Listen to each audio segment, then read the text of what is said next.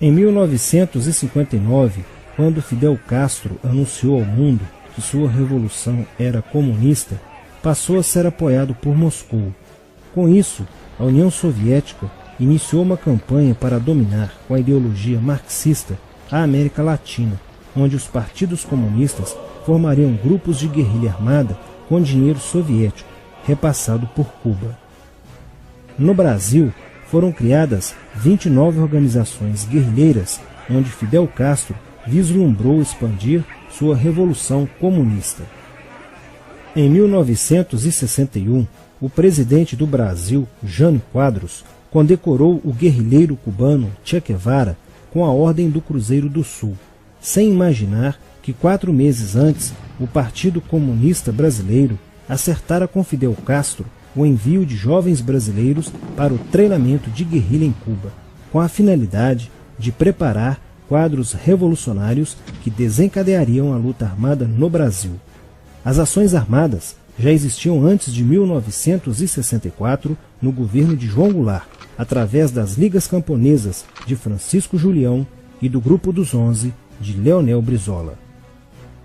Com a chegada ao poder, em 1964, do presidente Castelo Branco, centenas de comunistas e políticos de esquerda refugiaram-se no Uruguai, onde formariam a Frente Popular de Libertação, que a partir de 1965 empreenderia atos de sabotagem urbana e focos de guerrilha rural no Brasil, principalmente na Serra do Caparaó, cujos guerrilheiros, apoiados por Leonel Brizola, foram combatidos e vencidos por tropas da Polícia Militar de Minas Gerais.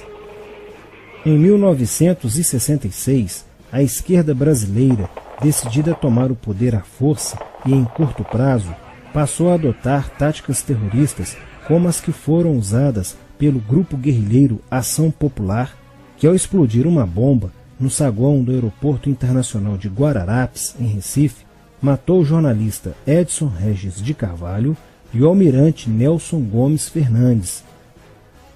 A influência da Revolução Cubana passou a servir de modelo para muitos revolucionários como Carlos Marighella, do PCB, que em 1967 viajou a Cuba e participou de um evento sobre a propagação da luta armada no território brasileiro.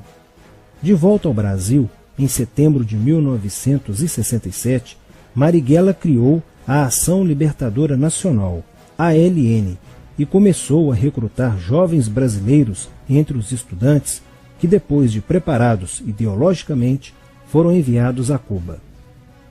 Em 1968, com a chegada ao Brasil do primeiro contingente da ALN de guerrilheiros formados em Cuba, entrou em cena Carlos Lamarca, capitão do Exército e militante da Vanguarda Popular Revolucionária, VPR, que se uniu a Marighella e em janeiro de 1969 explodiu 50 quilos de dinamite no QG do 2º Exército, matando na explosão o soldado do Exército Mário Cosel Filho e ferindo 6 militares. E ainda, na cidade de São Paulo, os guerrilheiros avançaram com um veículo roubado e abordaram o capitão Chandler, do Exército dos Estados Unidos, que se encontrava no interior de um automóvel quando saía de sua residência. Chandler foi morto por uma rajada de metralhadora em frente da esposa e do filho de 9 anos. O Comando de Libertação Nacional, Colina, criado em Belo Horizonte no ano de 1968, executou na capital mineira vários assaltos a agências bancárias e atentados à bomba.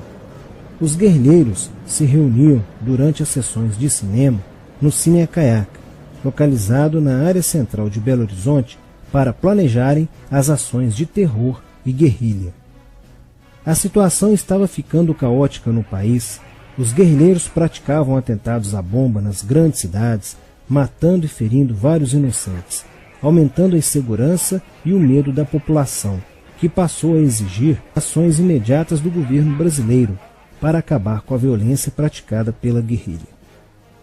Atendendo ao clamor público para combater o terrorismo e a guerrilha com mais rigor, o presidente Costa e Silva editou o Ato Institucional número 5, AI-5, que previa o exílio e punições mais severas aos autores de atos de guerrilha terrorista praticados contra a população brasileira.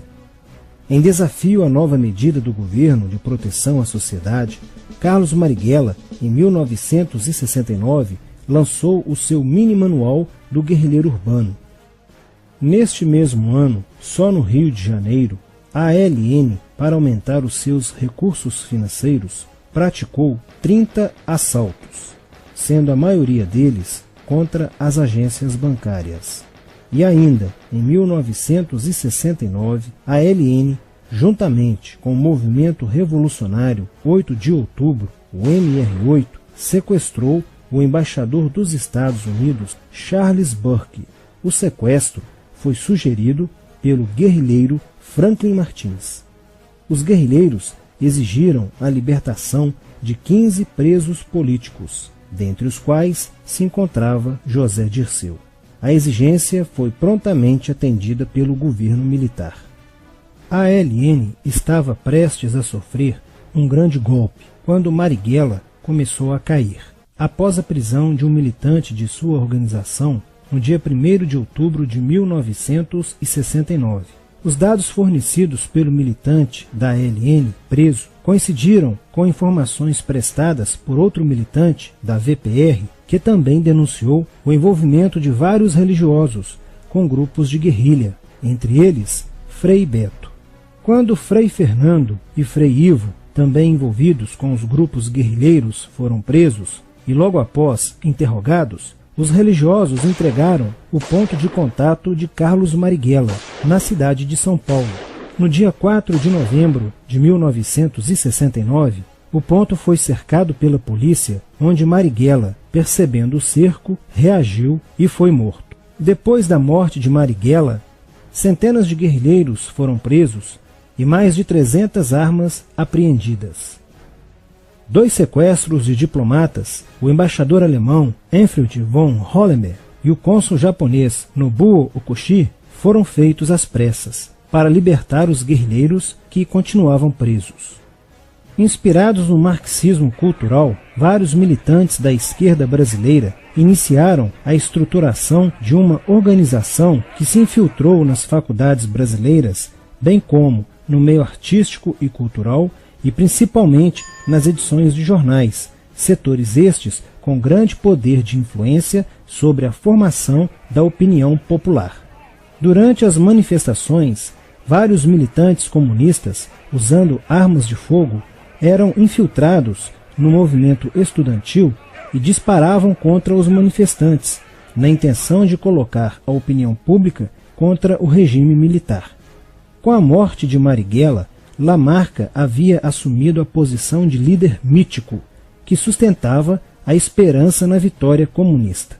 Em 1970, quando o embaixador suíço Giovanni Butcher foi sequestrado, o governo se recusou a soltar os presos da lista apresentada pelos guerrilheiros.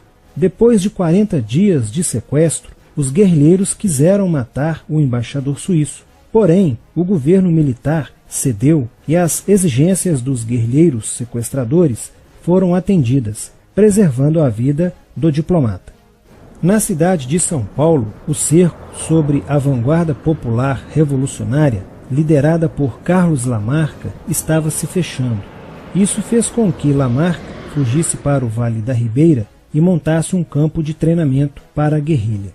Na tentativa de descobrir este campo, tropas da Polícia Militar do estado de São Paulo foram deslocadas para a região.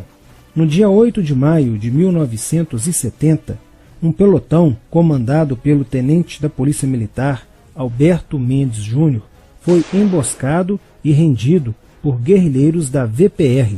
O tenente Mendes foi feito refém e obrigado a seguir com os guerrilheiros na direção de 7 Barras. Depois de um dia e meio andando pela mata, Lamarca formou um tribunal revolucionário e decidiu matar o tenente Mendes, que teve o crânio esmagado por coronhadas de fuzil desferidas pelos guerrilheiros Diógenes e Fujimori. Apesar do cerco, Lamarca conseguiu escapar e em 1971 chegou ao sertão da Bahia. Depoimentos de guerrilheiros presos em Salvador levaram o exército ao esconderijo de Lamarca, que, estando armado de metralhadora, reagiu à prisão e foi morto. Após a morte de Lamarca, o número de militantes presos era bem maior que o número de guerrilheiros em ação no Brasil. Os guerrilheiros, percebendo que o cerco estava se fechando, passaram a sequestrar aviões comerciais e obrigar o piloto a desviar para outro país, onde pudessem se exilar.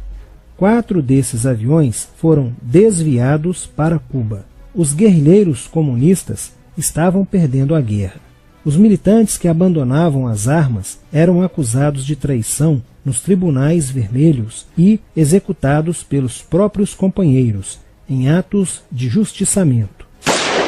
Já no início de 1971, o PCdoB conduzia o trabalho de campo na região do Araguaia, na divisa entre os estados de Goiás, Pará e Maranhão, com a missão de implantar um núcleo guerrilheiro que tinha por objetivo fomentar uma revolução socialista, onde centenas de guerrilheiros já haviam se estabelecido há pelo menos 6 anos.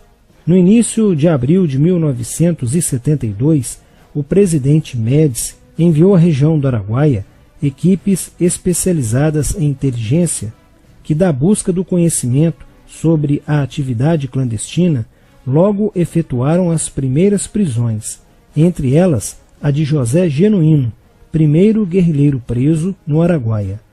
Logo após, o exército sofreu as suas primeiras baixas, ao ter um grupamento emboscado por elementos liderados por Oswaldo Orlando da Costa, conhecido por Oswaldão.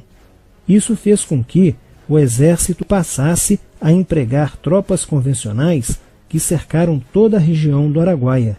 Com a derrota cada vez mais próxima e com o total abandono logístico do PCdoB, ao qual os guerrilheiros foram relegados, sem armas, comida e remédios, vários militantes da guerrilha, encurralados, quiseram se entregar, mas foram mortos pelos próprios companheiros em atos de justiçamento.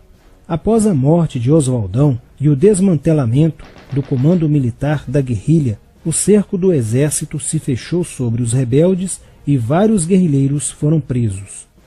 Assim terminava o sonho da esquerda brasileira de transformar o Brasil em uma ditadura comunista.